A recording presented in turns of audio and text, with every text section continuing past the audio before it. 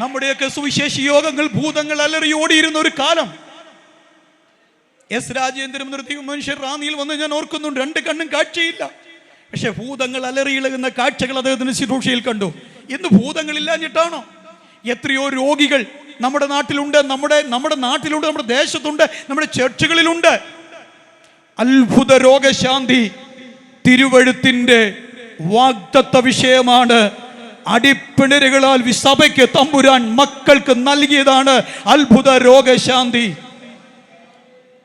ഇന്നെവിടെ സഭ കൈകാര്യം ചെയ്ത രോഗശാന്തി? എവിടെ? സഭയുടെ വിശുദ്ധി എവിടെ? സഭയുടെ ഉപദേശം എവിടെ? എന്തിനങ്ങ് കൂടുതൽ കയറി പോന്നേ? ഇപ്പൊ ചെറിയ ചോദിക്കാം, പാസ്റ്ററെ കയറി നിങ്ങൾ എങ്ങോട്ടാ പാസ്റ്ററെ പോകുന്നേ? ഞാൻ എങ്ങോട്ടും പോകുന്നില്ല, ഇവിടെ നിൽക്കുക. കേവലം ദൈവജനത്തോട് ചോദ്യം, നിന്റെ കുടുംബ പ്രാർത്ഥന എവിടെ? നിന്റെ കുടുംബ പ്രാർത്ഥന എവിടെ? കുടുംബ പ്രാർത്ഥന ആര് കൊണ്ടുപോയി? ആരാധന ആര് കൊണ്ടുപോയി? എന്തിന് ദൈവജനത്തിന്റെ സ്നേഹം ആര് കൊണ്ടുപോയി? കഴിഞ്ഞ ദിവസം MSc നേഴ്സായ ഒരു സിസ്റ്റർ എൻ്റെ അടുക്കൽ പ്രേയറിന് വന്നു. 2 കുഞ്ഞുങ്ങൾ, 7 വയസ്സ് മൂത്തതിന്, രണ്ടാമത്തതിന് 4 വയസ്സ്. വളരെ സുന്ദരന്മാരായ 2 ആൺമക്കൾ, വളരെ സുന്ദരിയായ ഒരു സഹോദരി. അവൾ കരഞ്ഞു കലങ്ങി കണ്ണുകളുമായി നിൽക്കുക. ഞങ്ങൾക്ക് വേണ്ടി പ്രാർത്ഥിക്കണം. ഞാൻ എന്ത് പ്രാർത്ഥിക്കണം? ആത്മഹത്യ ചെയ്യാതെ നിൽക്കാനുള്ള കൃപ തരാൻ പ്രാർത്ഥിക്കണം. ഞാൻ ചോദിച്ചു, എന്ത് സംഭവിച്ചു? ഇനി എന്നെ സംഭവിക്കാനാ പാസ്റ്ററെ? കരച്ചിലൊന്ന് അടങ്ങിയപ്പോൾ പയ്യെ പറഞ്ഞു, 2 ആഴ്ചയായി ഹസ്ബൻഡ് കളഞ്ഞിട്ട് പോയി. ഞാൻ ചോദിച്ചു, സ്ത്രീധനൊന്നും കൊടുത്തില്ലായിരുന്നോ? അപ്പോൾ എന്നോട് പറയുക, പാസ്റ്ററെ ഞങ്ങളുടെ തിരുവനന്തപുരം നാടിനെ കുറിച്ച് വാസക്ക് അറിയത്തില്ല, സ്ത്രീധനം കൊടുത്തില്ലയോന്നോ? 3 ഏക്കർ റബ്ബർ തോട്ടം, നിങ്ങളുടെ വല്ല ബന്ധുക്കൾ വല്ലതാണെങ്കിൽ ക്ഷമിച്ചേക്കണേ. 3 ഏക്കർ റബ്ബർ തോട്ടം, സ്തോത്രം. ക്യാഷായിട്ട് 25 ലക്ഷം രൂപ, ക്യാഷ് 25 ലക്ഷം രൂപ,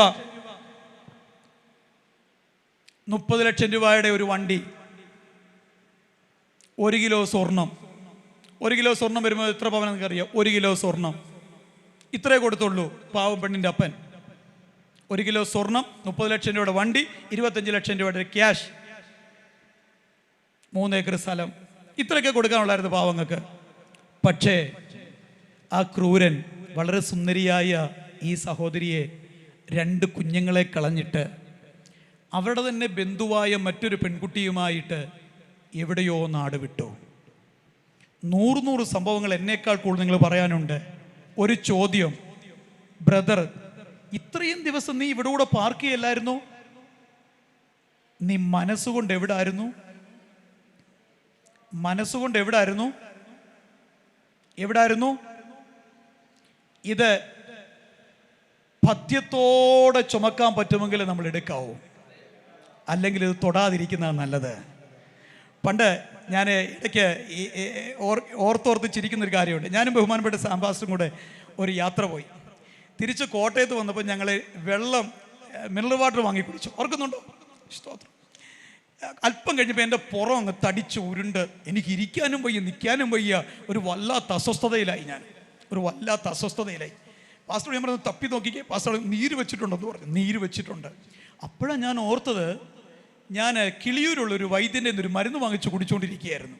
അപ്പം പുള്ളി പറഞ്ഞു, 1 ഗ്ലാസ് പാല് ഒരു ദിവസം, അത് 2 നേരമായിട്ട് കുടിച്ചോണം എന്ന് പറഞ്ഞിരുന്നു. അപ്പോഴാ ഉച്ചയ്ക്ക് പരവേശം എടുത്തപ്പം കോട്ടയം ബസ് സ്റ്റാൻഡിൽ ഇറങ്ങി മിനറൽ വാട്ടർ ഒരു കുപ്പി ഇങ്ങോട്ട് വാങ്ങി, 1/2 കുപ്പി അങ്ങ് തീർത്തു. 10 മിനിറ്റ് കഴിഞ്ഞില്ല, ശരീരത്ത് നീരടിച്ചു. ഇത് പത്യോപദേശമാണ്. നീരടിക്കും. ഇതിൻ്റെ പഥ്യത്തോടെ കാത്തില്ലെങ്കിൽ, സൂക്ഷിച്ചില്ലെങ്കിൽ ഉറപ്പാ നീരടിക്കും. അത് പാസ്റ്ററായാലും നീരടിക്കും, വിശ്വാസിയായാലും നീരടിക്കും, ഇതിനെ ചുമക്കുന്ന ആരായാലും നീരടിച്ചിരിക്കും. ഒരു കാര്യം കൃത്യതയോടെ വിളിച്ചു ചോദിക്കുന്നു, എവിടെയാണ് താങ്കൾ ഈ രാത്രി? കുഞ്ഞുങ്ങളോട് ചോദിക്കുന്നു, എൻ്റെ പൊന്നു മക്കളെ, അപ്പനെയും അമ്മയും കളിപ്പിച്ച് നീ എവിടെയാണ്? ഈ മൊബൈലിനകത്ത് എവിടെയാണ് നീ? നമ്മളൊക്കെ കള്ളിനെ കുറിച്ചും കഞ്ചാവിനെ കുറിച്ചും പറയും, പക്ഷേ അതിനേക്കാൾ അപകടകാരിയാണ് ഈ സാധനം. കഴിഞ്ഞ ദിവസം നിങ്ങൾ കണ്ടോ, അഷ്ടമുടിയിൽ 2 +2 വിദ്യാർത്ഥികൾ, +1 +2 2 കുഞ്ഞുങ്ങൾ ആത്മഹത്യ ചെയ്തത്. വ്യത്യസ്ത സമുദായങ്ങളിൽപ്പെട്ട 2 കുഞ്ഞുങ്ങളുടെ മരണം എൻ്റെ പ്രിയപ്പെട്ടവർ കഴിഞ്ഞ ആഴ്ച ശ്രദ്ധിച്ചോ എന്ന് എനിക്കറിയില്ല. എന്നെ കേൾക്കുന്ന പ്രിയപ്പെട്ട പ്രിയപ്പെട്ടവരെ, നമ്മുടെ കുഞ്ഞുങ്ങൾക്ക് എന്താണ് സംഭവിക്കുന്നത്? നമ്മുടെ മക്കൾക്ക് എന്താണ് സംഭവിക്കുന്നത്? കാസർഗോഡ് നിന്നൊരു 14-കാരി ചെമ്പൂര് വന്നിറങ്ങി. കഴിഞ്ഞ ഏതാനും മാസങ്ങൾക്ക് മുൻപ് ചെമ്പൂര് വന്നിറങ്ങി. കാസർഗോഡ് നിന്നൊരു 14-കാരി ഇവിടെ വന്നപ്പോഴോ അവളുടെ ബെസ്റ്റി 68-കാരൻ, അവളുടെ ബെസ്റ്റി 68-കാരൻ കണ്ടു. കൊച്ചു തകർന്നു, നിലവിളിച്ചു. വെറുതെ പറയുകയല്ല, തള്ളുകയല്ല, നമ്മുടെ നാട്ടിലെ സംഭവങ്ങളെ ഓർമ്മപ്പെടുത്തുന്നത്. എൻ്റെ ചോദ്യം, മക്കളെ, നിങ്ങൾ എവിടെയാണ്? നീ ഇൻസ്റ്റയ്ക്കകത്താണെങ്കിൽ, അതിനകത്ത് പൂണ്ട് വിളയാടുകയാണെങ്കിൽ, ഈ രാത്രി ഒരു അപ്പൻ എന്ന നിലയിൽ ഒരു സുവിശേഷത്തിൽ പറയുന്നു, നീ മടങ്ങി വാ. നീ എവിടെയാണ്? നീ ഇൻസ്റ്റയിലാണോ? നീ ഫേസ്ബുക്കിലാണോ? നീ ഗെയിമിലാണോ? നീ മടങ്ങി വാ. ചർച്ചകൾക്കകത്ത് ഇത് ഉപയോഗിക്കുന്ന ആളുകളുടെ എണ്ണം വർദ്ധിക്കുന്നു. ഞങ്ങൾക്കൊരു ക്യാമ്പ് ഉണ്ടായിരുന്നു, പറയാൻ എന്നാ പേടിക്കുന്ന.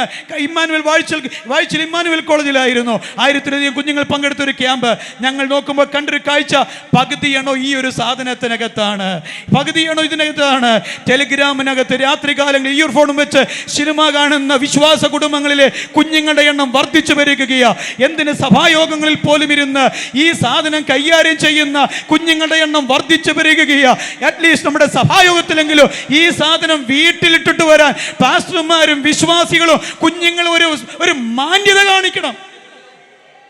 അറ്റ്ലീസ്റ്റ് ഞായറാഴ്ച വിശുദ്ധ സഭായോഗത്തിലെങ്കിലും ഈ സാധനം വീട്ടിലിട്ടിട്ട് വരാൻ നമ്മളൊരു മാന്യത കാണിക്കണം. അതങ്ങനെ ചെയ്തിട്ട സധൈര്യം വിളിച്ചു പറഞ്ഞുകൊണ്ടിരിക്കുന്നത്. ഹല്ലേലൂയ. ഏതെങ്ങനെ പാസ്റ്ററെ പൂട്ടാൻ വകുപ്പ് പാസ്റ്റർ പ്രസംഗത്തിലുണ്ടെങ്കിൽ പിടിക്കണ്ടേ? അതിന് ഈ സാധനം കൊണ്ട് നോൺ ചെയ്ത് വെച്ചുകൊണ്ടിരിക്കുക. എവിടെ പാസ്റ്ററെ പിടിക്കാം, പാസ്റ്ററെ പിടിക്കുക, എവിടെ സാക്ഷ്യത്തിൽ പൂട്ടുക, എവിടെ പ്രബോധനക്കാരെ പിടിക്കുക, തെറ്റ് കണ്ടുപിടിക്കുക, സാധനം കൊണ്ട് വെച്ചുകൊണ്ടിരിക്കുക. ഒരു കാര്യം, നമ്മൾ പലരെയും പൂട്ടാൻ നടക്കുന്നതിനിടയിൽ നമ്മൾ പൂട്ടപ്പെട്ടുകൊണ്ടിരിക്കുന്നത് മറക്കരുത്. ഞാൻ എൻ്റെ വാക്കുകൾക്ക് വേഗത്തിൽ വിരാമം ഇടുവാൻ ആഗ്രഹിക്കുമ്പോൾ ചോദ്യം വീണ്ടും ആവർത്തിക്കുന്നു, ആദം, നീ എവിടെയാണ്? ലോകവുമായി സഭയെ കൂട്ടിയിണക്കാൻ ആദ്യ ഉപദേശം കൊടുത്തിട്ട് പോയ ബിലയാം, അവൻ്റെ ഗതി നമുക്കറിയാം. എന്നാൽ നോക്കൂ, സഭ ലോകത്തോട് ഇഴകിച്ചേരേണ്ടതല്ല, സഭ ലോകവുമായി താതാത്മ്യപ്പെടേണ്ടതല്ല, സഭ ലോകവുമായി സമരസപ്പെടേണ്ടതല്ല, ടോളറേറ്റ് ചെയ്യേണ്ടതല്ല. സഭ വചനവുമായി, സഭ വിശുദ്ധിയുമായി, സഭ ഉപദേശവുമായി, സഭ കർത്താവായ യേശുക്രിസ്തുവുമായി സമരസപ്പെട്ടാൽ സഭയ്ക്കകത്ത് ഇന്നും അത്ഭുതങ്ങൾ നടക്കും, രോഗശാന്തി നടക്കും, ദൈവിക പ്രവൃത്തികൾ വെളിപ്പെടും, ഭൂതങ്ങൾ പുറത്തു പോകും, ക്യാൻസറുകൾ സൗഖ്യമാകും, കിഡ്നി പേഷ്യന്റുകൾ സൗഖ്യമാകും, ഏതു മാറത്തിൽ എന്ന് പറയുന്ന വ്യാധിയും മാറും. എന്റെയൊക്കെ ചെറുപ്രായത്തിൽ കണ്ടൊരു കാര്യമുണ്ട്. പേപ്പട്ടി കടിച്ചിട്ട് ഒരു മുറിക്കകത്ത് അടച്ചിടപ്പെട്ട ഒരു ചെറുപ്പക്കാരൻ നായെ പോലെ കുരച്ച് വായിലൂടെ നുരയും പതയും ചാടിയ ഒരു ചെറുപ്പക്കാരൻ. ബഹുമാനപ്പെട്ട സാംബാസൊക്കെ കുടുംബക്കാരെ അറിയാം. സ്തോത്രം. മുക്കുഴിയിലാണ്. നായെ പോലെ കുരച്ച് കുരിഞ്ഞ് ഈള ഒലിച്ച് മുറിക്കകത്ത് പൂട്ടിയിടപ്പെട്ട ഒരു ചെറുപ്പക്കാരൻ. പ്രാർത്ഥിക്കാൻ കുറെ പഴമക്കാരായ പിതാക്കന്മാരും വെള്ളിയറ IPC എന്നൊരു ദൈവസഭയും. എന്നാൽ ആ പ്രാർത്ഥനകൾ നീണ്ടുപോകുന്നതിനിടയിൽ നാട്ടുകാർ കൂടി ചെറുക്കൻ ചാകും, കല്ലെറിഞ്ഞു കൊല്ലണം. പേപ്പട്ടി കടിച്ചവർ രക്ഷപ്പെട്ട ചരിത്രം കണ്ടിട്ടില്ല. പെന്തക്കോസുകാരുടെയൊക്കെ തുടക്ക കാലഘട്ടങ്ങൾ കല്ലെറിഞ്ഞു കൊല്ലണം. എന്നാൽ ആരെയും കല്ലെറിഞ്ഞു കൊല്ലേണ്ടി വന്നില്ല, വീടും കല്ലെറിയപ്പെട്ടില്ല. കുരച്ചു കുരച്ച് അവശനായി വീണ ചെറുപ്പക്കാരൻ അല്പസമയം കഴിഞ്ഞപ്പോൾ ഒന്ന് ഛർദിച്ച് കുടഞ്ഞെഴുന്നേറ്റു. പേ പിടിച്ച് വിഷബാധയേറ്റവനായിട്ടല്ല, അത്ഭുത സൗഖ്യം പ്രാപിച്ചവനായിട്ട്.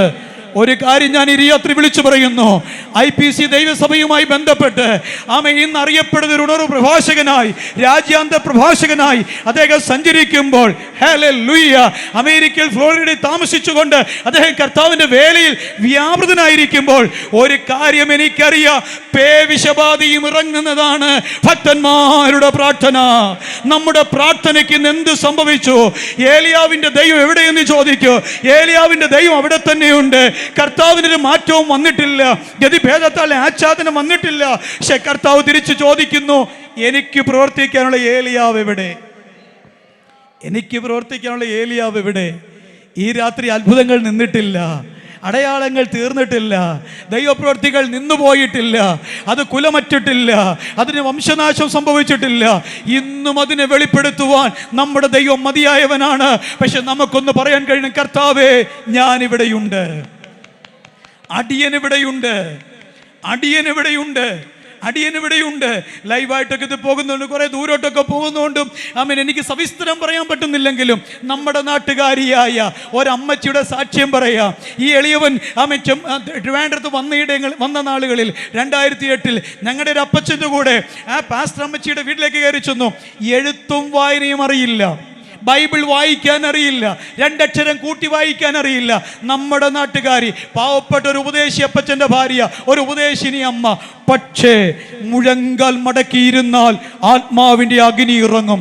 ഇതിനകത്ത് ഞാൻ പേരുന്നാളൊക്കെ പറഞ്ഞാൽ പലരുടെയും ബന്ധുവായിരിക്കുക, നമ്മുടെ കണ്ണെത്തുന്ന ദൂരത്താ, കാതെത്തുന്ന അകലത്താണ്. പക്ഷേ അമ്മ വീറോടെ വാശിയോടെ എളിയവനോടൊരു കാര്യം പറഞ്ഞു, എൻ്റെ പൊന്നു ദൈവദാസനെ, ആ സാധനം ഉണ്ടല്ലോ അവിടുന്ന് അനങ്ങത്തില്ല.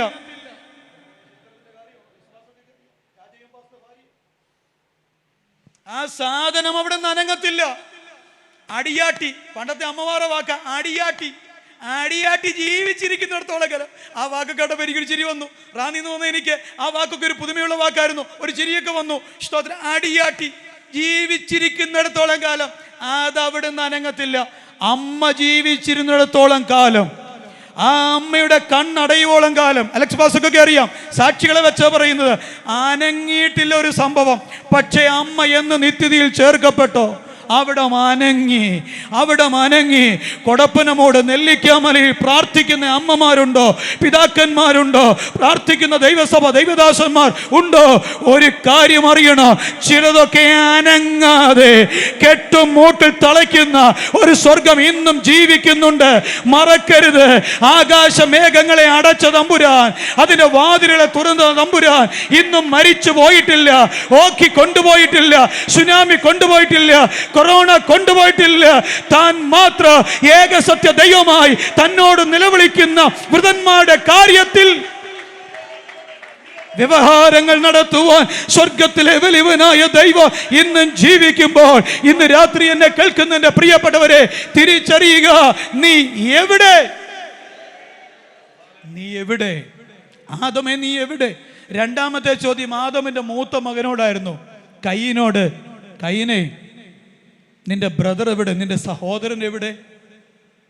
തല്ലിക്കൊന്ന് കുഴിച്ചു മൂടിയിട്ട് അതിന്റെ മണ്ട കയറി നിന്ന് നൃത്തം ചവിട്ടിക്കൊണ്ട് പറയുക, എൻ്റെ സഹോദരന്റെ കാവൽക്കാരനോ അലങ്കാരിക്കും അങ്ങനെ പറഞ്ഞു വിട്ടതാ. പലതിനെയും ചവിട്ടി താഴ്ത്തി വെച്ച് അതിന്റെ മണ്ട കയറി ചവിട്ടിക്കൊണ്ട ഞാനും നിങ്ങളും പറയുന്നേ. എനിക്കറിയാമോ, എന്നോടാണോ ചോദിക്കുന്നത്? മാതാപിതാക്കളെ, കർത്തൃശുശ്രൂഷകന്മാരെ, സഹോദരങ്ങളെ, ദൈവം നമ്മോട് ചോദിക്കും, എന്തിയെ നിന്റെ അയൽക്കാരൻ, എന്തിയെ നിന്റെ നെയ്ബർ, എന്തിയെ നിന്റെ അയൽക്കാരി, എന്തിയെ നിന്റെ വിശ്വാസി? ഞങ്ങളോട് ചോദിക്കും. എബ്രായ ലേഖനം അങ്ങനെ പറയുന്നേ അല്ലേ? ചോദിക്കും നമ്മളോട്, എന്തിയെ നിന്റെ മക്കൾ, എന്തിയെ നിന്റെ ഭാര്യ, എന്തിയെ നിന്റെ ഭർത്താവ്, എന്തിയെ? ഉറപ്പാ ദൈവം ചോദിക്കും. എവിടെ? ഞാനൊരു ഭർത്താവിനെ തന്നില്ല, ഒന്നേ തന്നിട്ടുള്ളൂ ദൈവം, കേട്ടോ. ആ ഒന്നിനെ കുറിച്ചേ ചോദിക്കത്തുള്ളൂ. എവിടെ? ഒന്നേ ദൈവം തന്നിട്ടുള്ളൂ. എവിടെ? ഭാര്യ എവിടെ? ഭർത്താവ് എവിടെ? നിന്റെ മക്കൾ എവിടെ? എന്ത് ആൻസറാണ് കൊടുക്കാനുള്ളത്? സ്തോത്രം. ലൈവ് ഒരു നിമിഷം ഒന്ന് കട്ട് ചെയ്യാൻ പറ്റുമോ ബ്രദറെ? ഒറ്റ നിമിഷത്തേക്ക്. Thank you. കൊല്ലത്ത് ഞങ്ങളുടെ ഒരു ശുശ്രൂഷകൻ, ഞങ്ങളുടെ ഒരു പാസ്റ്റർ, അദ്ദേഹത്തിൻ്റെ മകൾ വർഷിപ്പ് ലീഡറാണ്. ഇത് നാട്ടുകാരും കേൾക്കുന്നത് എനിക്ക് ബുദ്ധിമുട്ടില്ല. വർഷിപ്പ് ലീഡറാണ്. അവൾ അന്യഭാഷ കേട്ട് അതുപോലൊന്ന് പറഞ്ഞാൽ കൊള്ളാമെന്ന് ഞാനും ആഗ്രഹിച്ചു പോയിട്ടുണ്ട്. അത്രയ്ക്ക് ഒഴുക്കോടെ. എന്നോ രസമാണെന്നറിയാം. ഞാൻ അങ്ങനെ അങ്ങ് പറയുക. ഉന്നത വിദ്യാഭ്യാസം, 2 വർഷം കൂടെ കഴിഞ്ഞാൽ സയൻറ്റിസ്റ്റായിട്ട് ജോലിക്ക് കയറാം. കെമിസ്ട്രിയിൽ ഉന്നത ബിരുദം, സയൻറ്റിസ്റ്റായിട്ട് ജോലിക്ക് കയറാം. പക്ഷെ കഴിഞ്ഞ 2 ആഴ്ച മുമ്പ് ഞാൻ ആ ദേവദാസൻ്റെ ഒരു കാര്യത്തിന് വിളിച്ചു. അപ്പോൾ ശബ്ദത്തിലൊരു മ്ലാനത. ഞാൻ ചോദിച്ചു, എന്നാ പറ്റിയപ്പാ പറ. ഫ്രീഡം ഉണ്ട്. ചോദിച്ചു, എന്നാ പറ്റി പറ. ഷിബു അറിഞ്ഞില്ലേ? ഞാൻ പറഞ്ഞു അറിഞ്ഞില്ല. സത്യമായിട്ട് അറിഞ്ഞു. ഞാൻ പറഞ്ഞു അറിഞ്ഞില്ല. മോള് പോയി ഷിബു. ഞാൻ ചോദിച്ചു, ഞാൻ പറഞ്ഞു ഞാൻ അറിഞ്ഞില്ലല്ലോ. മരിച്ചു പോയതല്ല, എന്നാ പിന്നെ സന്തോഷം ഉണ്ടായിരുന്നു പാസ്റ്ററെ.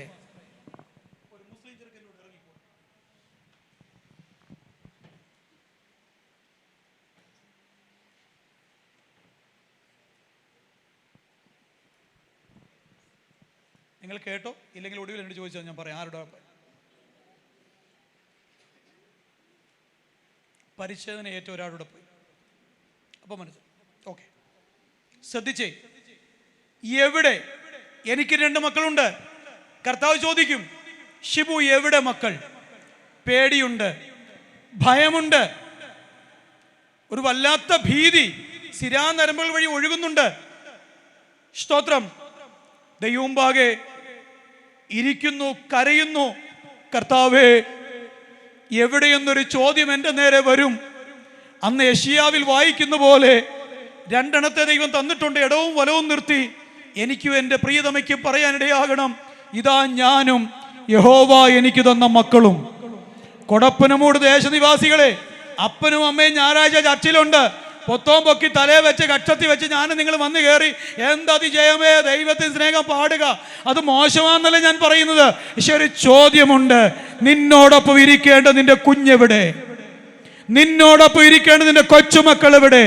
ക്രിസ്തീയ ജീവിത യാത്രയിൽ ഞങ്ങളുടെ മാതൃസഭയിൽ എഴുതി വെച്ചിരുന്ന ഒരു വാക്ക് ഞാൻ ഓർക്കുന്നു. ക്രിസ്തീയ ജീവിത യാത്രയിൽ നിങ്ങളോടൊപ്പം ഉണ്ടായിരിക്കേണ്ടവർ കൂടെയില്ലാത്തതിനാൽ വേദനയോടെ നിലവിളിച്ചിട്ടുണ്ടോ? ക്രിസ്തീയ ജീവിതയാത്രയിൽ കൂടെ ഉണ്ടാകേണ്ടവർ കൂടെയില്ലാത്തതിനാൽ വേദനയോടെ നിലവിളിച്ചിട്ടുണ്ടോ? കയ്യിനെ എവിടെ നിന്റെ ബ്രദർ? ഈ രാത്രി എന്നെ കേൾക്കുന്ന പ്രിയരെ, വെറുതെ കേട്ടു പോകരുത്. ഇതെന്തോന്ന് പ്രസംഗമെന്ന് പറഞ്ഞ് ഒരുപക്ഷെ നിങ്ങൾക്ക് തലയാട്ടി പോകാം. പക്ഷെ കർത്താവ് പ്രാർത്ഥനാ മുറിയിൽ എളിവനെ ഭരമേൽപ്പിച്ച ദൂത് പ്രാർത്ഥനയോടും സ്തോത്രത്തോടും കൈമാറുമ്പോൾ ഈ ചോദ്യം കേൾക്കും. മറക്കരുത്, ആൻസർ ചെയ്യാൻ തയ്യാറായിക്കോണോ. എവിടെ നിന്റെ മക്കൾ? എവിടെ നിന്റെ കുടുംബം? ഞാൻ നിന്നെ ഏൽപ്പിച്ച ശുശ്രൂഷ, ഞാൻ നിന്നെ ഏൽപ്പിച്ച ചേർച്ച്, ഞാൻ നിന്നെ ഏൽപ്പിച്ച ഓരോന്ന് 1 by 1 ആയി ചോദിക്കും. 5 താലന്ത് 2 താലന്ത് 1 താലന്ത് യജമാനൻ കൊടുത്തിട്ട് പോയി. ഇവൻ വിചാരിച്ചു, ഒന്ന് കുഴിച്ചിട്ടവൻ വിചാരിച്ചു ഇത് നീ ചോദ്യവും പറച്ചിലൊന്നും ഉണ്ടാവില്ല. പക്ഷെ യജമാനൻ തിരിച്ചു വന്നു. താലന്തിൻ്റെ ഉടയവൻ കൊടുത്തവൻ തിരിച്ചു വന്ന് ചോദിച്ചു, എന്തിയെ തന്നത്? എവിടെയാ തന്നത്? 5 കിട്ടിയവൻ പറഞ്ഞു ഞാൻ 5 കൂടെ, 2 കിട്ടിയവൻ പറഞ്ഞു ഞാൻ 2 കൂടെ, എന്നാൽ 1 കിട്ടിയവൻ പറഞ്ഞ കുഴിച്ചിട്ടു. അവനെ വിളിച്ച വിളി നമുക്കറിയാം, അവൻ കേട്ട ശബ്ദം നമുക്കറിയാം. ഇന്ന് രാത്രി ഈ ആലയത്തിൻ്റെ ഈ ഫ്ലോറിലിരിക്കുന്ന പ്രിയപ്പെട്ടവർ, ഈ ശബ്ദപരിധിയിൽ എന്നെ കേൾക്കുന്നവർ, എനിക്കും നിങ്ങൾക്ക് കൊടുക്കാൻ കഴിയുന്ന ആൻസർ, കർത്താവേ ഞാൻ അങ്ങ് തന്നതിനോട് ഞാൻ നേടി, അല്ല അങ്ങ് തന്നതിനെ നഷ്ടപ്പെടുത്താതെ ഞാൻ സൂക്ഷിച്ചു. ഇതിലേതെങ്കിലും ഒന്ന് കൊടുത്ത് നല്ലവനും വിശ്വസ്തനുമായ ദാസനെ, നല്ലവളും വിശ്വസ്തയുമായ ദാസിയെ ആ വിളി കേൾക്കാൻ കഴിയുന്നില്ലെങ്കിൽ ഇതെടുക്കുന്നത് കൊണ്ട് എന്താണ് പ്രയോജനം? നമ്മുടെ വീടിന് വേണ്ടിയല്ല, കാറിന് വേണ്ടിയല്ല, വസ്തുവിന് വേണ്ടിയല്ല നമ്മളിത് ചുമക്കുന്നത്. എന്നാൽ ഇത് ചുമക്കുന്നവർക്ക് ദൈവം ഇതൊക്കെ തരത്തില്ലേ? ഉറപ്പായിട്ടും എൻ്റെയും നിങ്ങളുടെയും ദൈനംദിന ആവശ്യങ്ങൾക്ക് വേണ്ടിയതെല്ലാം ദൈവം തമ്പുരാൻ തരും, മറക്കരുത്. പക്ഷെ ചോദ്യം പ്രസക്തമാണ്, എവിടെ ഞാൻ നിനക്ക് തന്നതൊക്കെ? എവിടെ? ഈ രാത്രി എന്താ ആൻസർ ചെയ്യുന്നത്? എവിടെ? എവിടെ? കഴിഞ്ഞ ദിവസം രാത്രി ഒന്ന് വിസിറ്റിങ്ങിന് ഇറങ്ങേണ്ടി വന്നു. ഒരു വീട്ടിൽ ഫാമിലി പ്രെയർ, ജനലൊക്കെ തുറന്നിട്ടിരിക്കുന്നതുകൊണ്ട് പ്രെയർ ആയതുകൊണ്ടും സ്തോത്രമൊന്നും പറയാതെ മുറ്റത്ത് അല്പസമയം ഒന്ന് വെയിറ്റ് ചെയ്യുമ്പോൾ മിസ്സസ് പറഞ്ഞു, ഒന്ന് നോക്കിക്കേ. ആ വീട്ടിലെ മകൻ, അമ്മ പ്രാർത്ഥിക്കുന്നു, പക്ഷെ അവൻ ഇതിനകത്താണ്. ഒരു നിമിഷം പോലും ജീവിതത്തിൽ നിന്നൊന്നും മാറ്റിവെക്കാൻ കഴിയാത്തൊരു വസ്തുവായി ജനത്തിൽ ഇത് മാറിയിരിക്കുന്നു. എന്തിനേറെ ബാത്റൂമുകളിലും വാഷ്റൂമുകളിലും ടോയ്ലറ്റിൽ ഇതും കൊണ്ട് കയറുന്നവരുടെ എണ്ണം വർദ്ധിക്കുകയല്ലേ? അമേരിക്കയിലെ ശാസ്ത്രജ്ഞന്മാർ നടത്തിയൊരു പഠനം നമ്മൾ കണ്ടിരിക്കും. ഇതും കൊണ്ട് ടോയ്ലറ്റിൽ വാഷ്റൂമിൽ നമ്മൾ കയറുമ്പോൾ എന്തിനാ കയറിയെന്നുള്ള കാര്യം മറക്കും. സുഗമമായി നടക്കേണ്ട പല കാര്യങ്ങളും നടക്കപ്പെടാതെ പോകും. മനോരമ പത്രമൊക്കെ ചുമ്മാതെ പോകരുത്, അതിനകത്തെ ചില പ്രാധാന്യം അർഹിക്കുന്ന വാർത്തകളുണ്ട്, അതൊക്കെ നോക്കണം. ഇത് മനുഷ്യകുലത്തെ, മനുഷ്യ ജീവിതത്തെ ഇത്രയധികം സ്വാധീനിച്ചിരിക്കുന്ന ഒരു കാലഘട്ടം, എസ്പെഷ്യലി പ്രത്യേകിച്ച് കോവിഡാനന്തര ലോകത്തിൽ പ്രായഭേദമന്യേ, ആൾഭേദമന്യേ, വ്യക്തിത്വ ഭേദമന്യേ ആളുകളെ ഇത്രയധികം സ്വാധീനിച്ചിരിക്കുന്ന, ബാധിച്ചിരിക്കുന്ന ഗുരുതരമായ ഒരു പ്രതിഭാസം വേറെ ഇല്ല എന്നുള്ളത് എത്ര സത്യമായ കാര്യമാണ്. ചോദ്യം എവിടെയാണ്? എവിടെയാണ്? ഈ രാത്രി എന്താണ് ആൻസർ കൊടുക്കാൻ പറ്റുന്നത്? ഞാൻ നിർത്തട്ടെ. ഇയ്യോബിന്റെ പുസ്തകം നമ്മൾ ഇപ്രകാരം വായിക്കുന്നു. ഇയ്യോബ് 14:10, മനുഷ്യൻ പ്രാണനെ വിട്ടാൽ പിന്നെ എവിടെ? നിർത്തട്ടെ. മനുഷ്യൻ പ്രാണനെ വിട്ടാൽ എവിടെ? ഈ ലോകം കൊണ്ട് നമ്മുടെ ജീവിതം തീരുന്നില്ല. ഇവിടം കൊണ്ട് നമ്മുടെ ജീവിതം അവസാനിക്കുന്നില്ല. ഈ രാത്രി ചിന്തിച്ചിട്ടുണ്ടോ, നമ്മൾ പ്രാണനെ വിട്ടാൽ എവിടെയായിരിക്കും? പ്രാണനെ വിട്ടാൽ ഞാനും നിങ്ങളും എവിടെയായിരിക്കും? കർത്താവായ യേശു ക്രിസ്തു മനുഷ്യൻ പ്രാണനെ വിട്ടാൽ എങ്ങനെ ആയിരിക്കുമെന്ന് മരണ അടക്ക പുനരുത്ഥാനം കൊണ്ടും ഭാവി പ്രവചന വാഗ്ദത്തങ്ങൾ കൊണ്ടും കൃത്യമായ അറിവ് മനുഷ്യനിലേക്ക് പകർന്നു നൽകുവാനിടയായി തീർന്നു. സധൈര്യം, ഉച്ചസ്ഥൈര്യം ഇതൊക്കെ പ്രതിപാദിക്കുവാൻ, പ്രസംഗിക്കുവാൻ കാരണം കർത്താവായ യേശു ക്രിസ്തു നൽകിയ ഉറപ്പാണ്. മരണത്തിനപ്പുറത്ത് കടന്നു ചെന്നിട്ട് ഇപ്പുറത്ത് വന്നിട്ട് വിളിച്ചു പറഞ്ഞു, മരണം കൊണ്ട് തീരുന്നതല്ല എൻ്റെയും നിങ്ങളുടെയും ജീവിതം, മരണത്തിനപ്പുറത്തൊരു ജീവിതമുണ്ട്.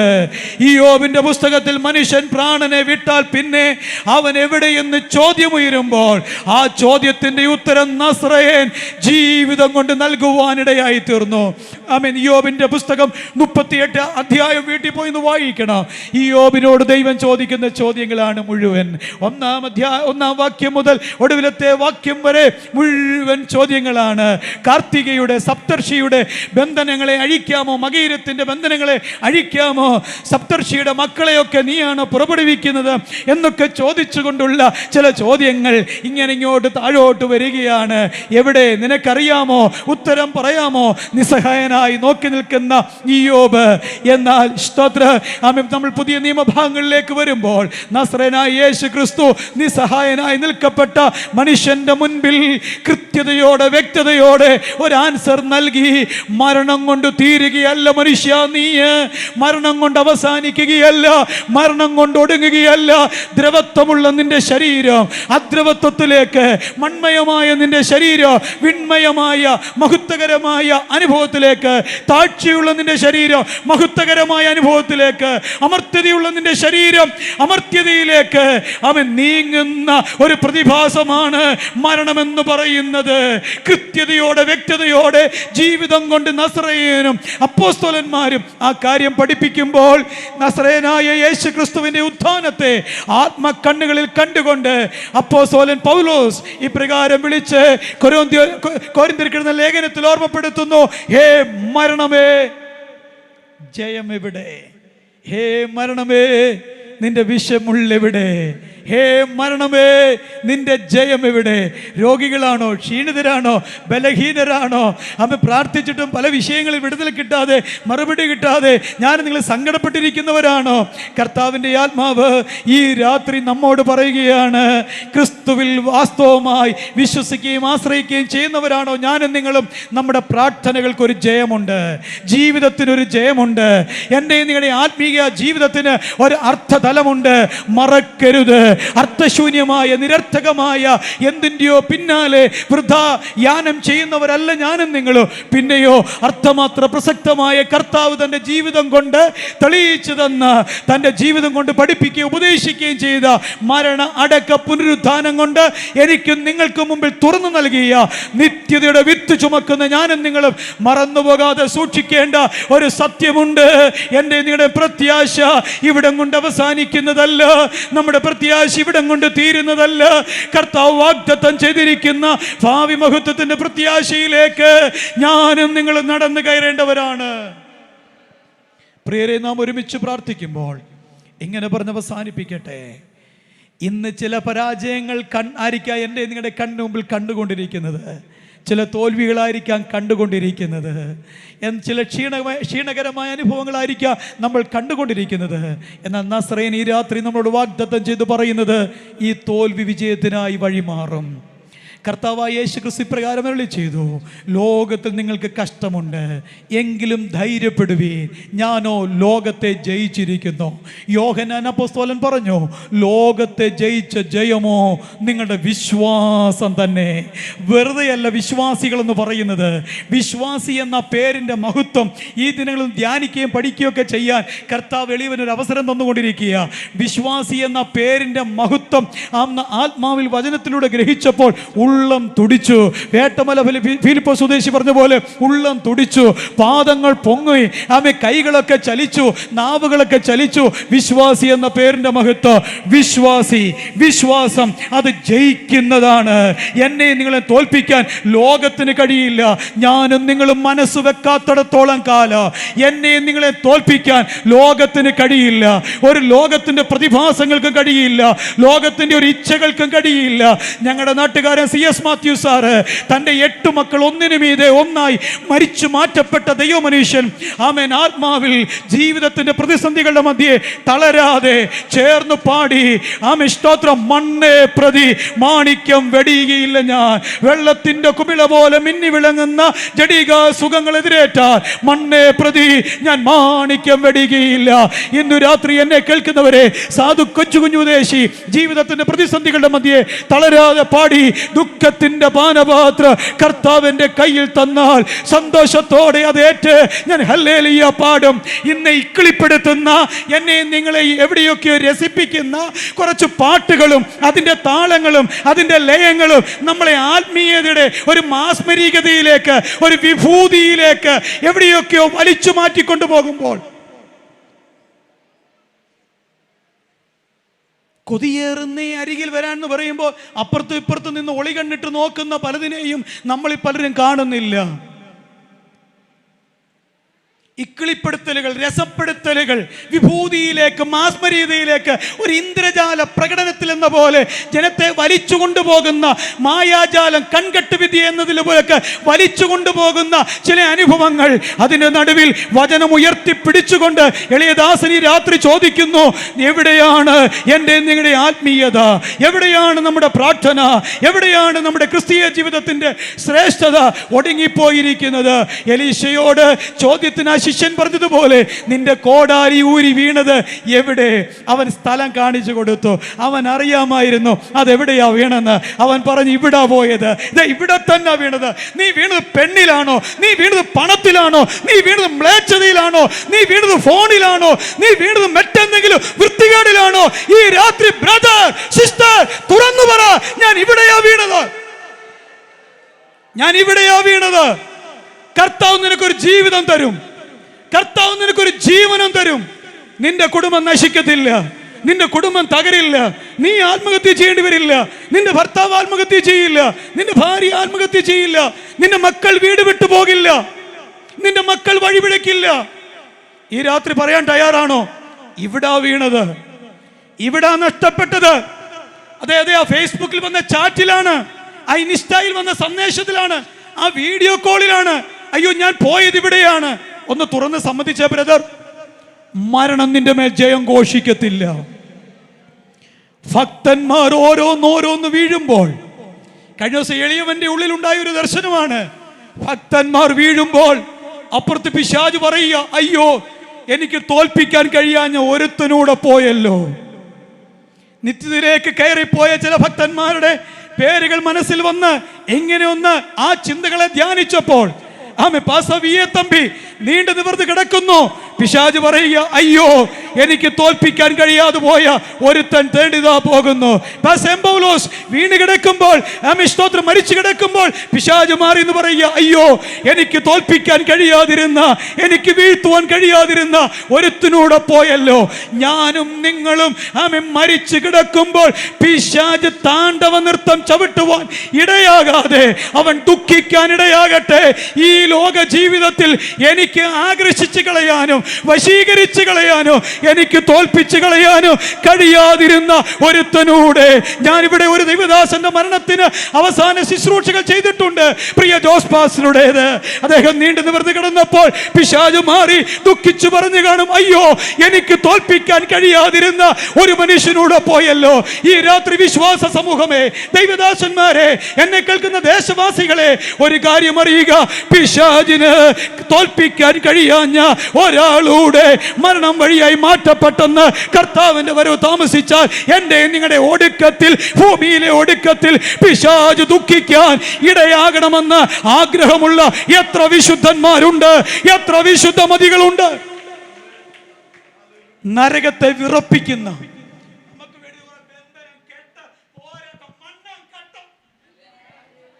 അവിടെ കൂടോത്ര, ഇവിടെ കൂടോത്ര, അവിടെ വിളിച്ചാവോ, അയ്യോ കമ്പയർ. നാണം കെട്ട വിശ്വാസി. ആരോ ചുള്ളിക്കമ്പെടുത്തെറിഞ്ഞതാ നിന്റെ കമ്പയർ.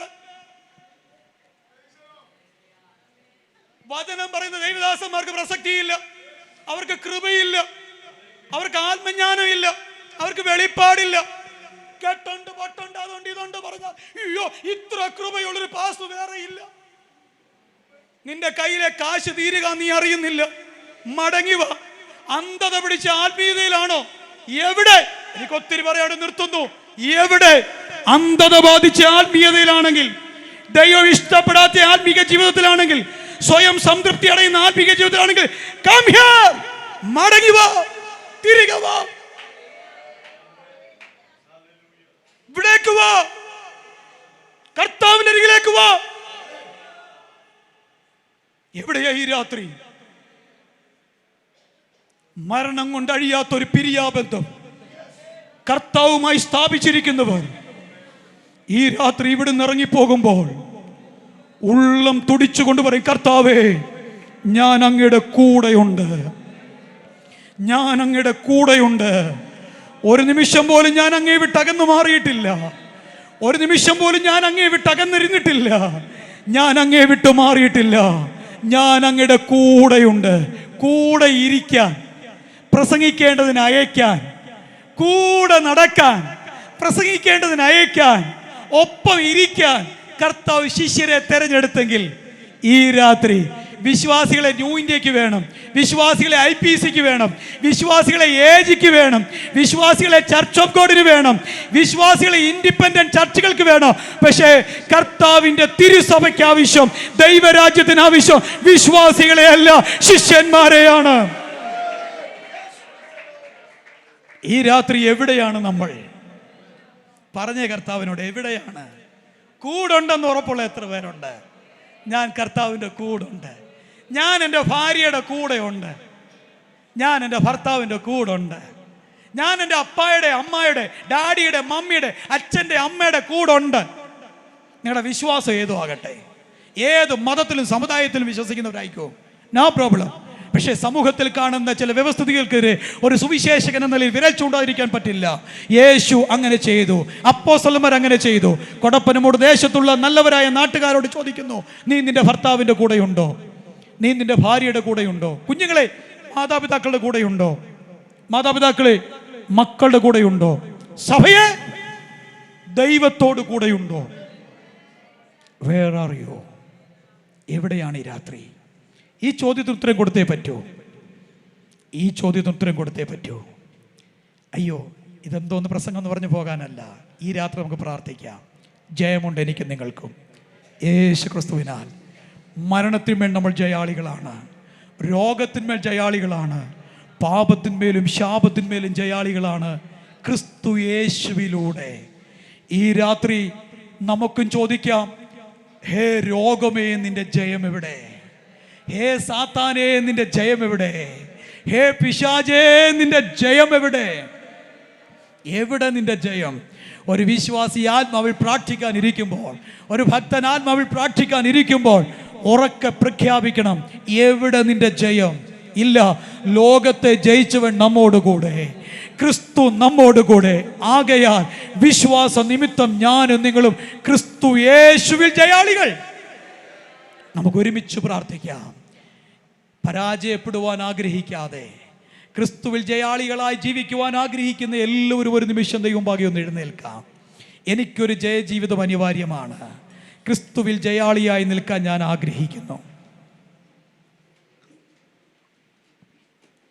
ഒരു നിമിഷം നമ്മെ ഒന്ന് സമർപ്പിച്ച്, എവിടെയെങ്കിലും വീണിട്ടുണ്ടോ? പറയണം, സമ്മതിക്കണം. ഇവിടാ ഞാൻ വീണത്, ഇവിടാ ഞാൻ പോയത്, ഇവിടാ ഞാൻ തകർന്നത്, ഇവിടെയാ. ആ സ്ഥലം ഒന്ന് കാണിച്ചു കൊടുക്കണം, കർത്താവിനോട് പറയണം. കർത്താവിന് അറിയാൻ വയ്യാഞ്ഞിട്ടല്ല, പക്ഷെ നിന്റെ വായിന് കേൾക്കാൻ കർത്താവ് ആഗ്രഹിക്കുന്നു. അകൃത്യം മറച്ചു വെക്കുന്നവന് ശുഭം വരത്തില്ല, ഏറ്റു പറഞ്ഞ് ഉപേക്ഷിക്കുന്നവന് കരുണ ലഭിക്കും. എൻ്റെ മാന്യ സഹോദര, രക്ഷിക്കപ്പെടാൻ ഒരൊറ്റ നാമമേ ഉള്ളൂ, അത് യേശുവിൻ്റെ നാമമാണ്. കർമ്മങ്ങളും ആചാരങ്ങളും അനുഷ്ഠാനങ്ങളും തീർത്ഥയാത്രകളും കാതങ്ങൾ നടന്ന് കാലിടുന്ന അനുഭവങ്ങളും മലകയറ്റങ്ങളും വെടിയും പടയും പൊടിയും ഒന്നും വേണ്ടെന്നേ. ഹൃദയം കർത്താവിനായി തുറക്കാൻ. യേശുവേ, അങ്ങ് എനിക്ക് വേണ്ടി മരിച്ചു, അടക്കപ്പെട്ടു, ഉയർത്തെഴുന്നേറ്റു, പിതാവിന്റെ മഹിമയിൽ നിന്ന് ജീവിക്കുന്നു, തിരുവെഴുത്തിന്റെ സത്യം ഞാൻ വിശ്വസിക്കുന്നു. നീ രക്ഷിക്കപ്പെട്ടു. അടുത്ത പടി, പിതാവിന്റെയും പുത്രന്റെയും പരിശുദ്ധാത്മാവിന്റെയും നാമത്തിൽ ജലത്തിൽ സ്നാനപ്പെടുക. അത് സഭയോട് ചേരാനല്ല, പ്രസ്ഥാനങ്ങളോട് ചേരാനല്ല, അത് ക്രിസ്തുവിനോട് ചേരാനാണ്. ക്രിസ്തുവിനോട് ചേരാനാണ് സ്നാനപ്പെടുക. കർത്താവ് സഭയ്ക്ക് കൈമാറിയ ഉപദേശ സത്യങ്ങളെ അനുസരിക്കുക, കൂട്ടായ്മ ആചരിക്കുക, നിത്യജീവന് വേണ്ടി ഒരുക്കപ്പെടുക. ഇതല്ലാതെ രക്ഷപ്പെടാൻ വേറെ വഴിയില്ല. രോഗിയാണോ, കടത്തിലാണോ, പ്രശ്നങ്ങളിലാണോ, പ്രതിസന്ധികളിലാണോ, കർത്താവ് വിടുവിക്കും, നിശ്ചയമാ. പക്ഷെ അതിനു വേണ്ടിയല്ല കർത്താവിലേക്ക് വരാൻ പറയുന്നത്. നിത്യജീവനെ പ്രാപിക്കാൻ കർത്താവിലേക്ക് വാ. നിത്യജീവൻ ഓഹരിക്കാരനായാൽ നിന്റെ സകല പ്രശ്നങ്ങളും വിടുവിപ്പാൻ സഹോദര സഹോദരി കുഞ്ഞെ, യേശു മതിയായവനാണ്. ഈ രാത്രി എവിടെയാണ്? രോഗിയായിട്ട് കിടക്കുകയാണോ? മദ്യത്തിനകത്താണോ? മയക്കുമരുന്നിലാണോ? സ്വസ്ഥത, സമാധാനം, സന്തോഷമില്ലായ്മ ഇതിനകത്താണോ? പ്രശ്നങ്ങൾക്കകത്താണോ? പ്രതികൂലങ്ങൾക്കും പ്രതിസന്ധികൾക്കും അകത്താണോ? പറ, ഞാൻ ഇവിടെയാ കർത്താവേ. രക്ഷിക്കാൻ യേശുവുണ്ട്, വിടുവിപ്പാൻ ഒരു കർത്താവുണ്ട്. ഈ നിൽക്കുന്ന പാസ്റ്റർമാരാരും വിടുവിക്കുന്നവരല്ല, പക്ഷെ വിടുവിക്കുന്നവനെ ഞങ്ങൾ ചൂണ്ടിക്കാണിച്ചു തരിക, രക്ഷിതാവിനെ ഞങ്ങൾ കാണിച്ചു തരിക. രക്ഷിക്കാൻ ഒരു നാമമുണ്ട്, അത് യേശു എന്ന നാമമാ. ജയം തരാൻ ഒരു നാമമുണ്ട്, അത് യേശു എന്ന നാമമാ. ഓ ഹല്ലേലൂയ. സൗഖ്യമാക്കാൻ ഒരു നാമമുണ്ട്, അത് യേശു എന്ന നാമമാ. ആ നാമത്തിൻ്റെ ജയം ഇന്ന് രാത്രി ഇവിടെ വ്യാപരിക്കാൻ പോവുകയാണ്. പരാജയപ്പെട്ടു പോയ പ്രാർത്ഥനാന്തരീക്ഷങ്ങൾ, പരാജയപ്പെട്ടു പോയ കുടുംബ പ്രാർത്ഥനകൾ, പരാജയപ്പെട്ടു പോയ ആത്മീയ ജീവിതത്തിൻ്റെ അനുഭവങ്ങൾ, ഈ രാത്രി വന്നുപോയ അനുസരണക്കേടുകൾ തമ്പുരാനോടൊന്ന് പറഞ്ഞ് ജയം തരുവാൻ ജയാളിയായ കർത്താവ് കാൽവറിയിൽ പിശാചിനെ ആയുധവർഗം വെപ്പിച്ച് കീഴടക്കി അവന്റെ തലയെ തകർത്ത് ജയമെടുത്ത നസ്രയൻ ഈ രാത്രി ജയാളിയായി, ജയവീരനായി, ബലാധിക്യം കൊണ്ട് വീരൻ രക്ഷപ്പെടാതിരിക്കുമ്പോൾ, സൈന്യബഹുത്വത്താൽ രാജാവ് ജയം പ്രാപിക്കാതിരിക്കുമ്പോൾ, ജയത്തിന് കുതിര വ്യർത്ഥമാകുമ്പോൾ, ഇത് സൈന്യത്താൽ അല്ല, ശക്തിയാലെ അല്ല, യഹോവയുടെ ആത്മാവിനാൽ അത്രയെന്ന് പറയപ്പെടുമാറ് ശെരുബ്ബാബേലിന്റെ മുമ്പിലുള്ള മഹാപർവ്വതമേ, നീ ആര്? നീ സമഭൂമിയായി തീരുമെന്ന കൃപ എന്നീ ആർപ്പോടെ ആണിക്കല്ല് കയറ്റുമെന്ന് പറയുമാറ് ഇതോ ഇവിടെ ജയവീരനായ കർത്താവ് ബലശാലിയായി